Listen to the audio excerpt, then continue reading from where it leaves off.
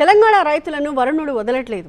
ఎండలు భగ్గుమన్న వేళ అనూహ్యంగా కురిసిన అకాల వర్షాలు అన్నదాతలను కంటతడి పెట్టించాయి.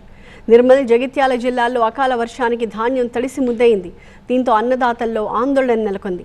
కొనుగోలు కేంద్రాల్లో ధాన్యం కొట్టుకుపోయింది. 2 రోజులుగా కురుస్తున్న వర్షాల కారణంగా అన్నదాతలు ఆరుగాలం కష్టాన్ని కోల్పోవాల్సి వచ్చింది. గాలులతో కూడిన భారీ వర్షంతో పండిన ధాన్యం వర్షానికి తడిసిపోయింది. తడిసిన ధాన్యాన్ని ప్రభుత్వం కొనుగోలు చేయాలని రైతులు డిమాండ్ చేస్తున్నారు. ఉమ్మడి వరంగల్ జిల్లాలో ఈదురుగాలులతో కూడిన భారీ వర్షంతో పంటలకు తీవ్ర నష్టం వాటిల్లింది. కళ్ళాల్లో ఆరబోసిన ధాన్యం తడిసి రైతులు ఆందోళన చెందుతున్నారు. అటు ఉమ్మడి కరీంనగర్ జిల్లాలో అకాల వర్షంతో ఐకేపీ కేంద్రాల్లో ధాన్యం తడిసిపోయింది.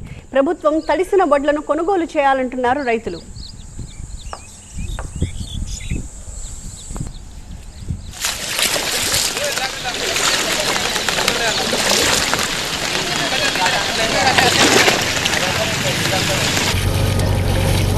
చెప్తున్నా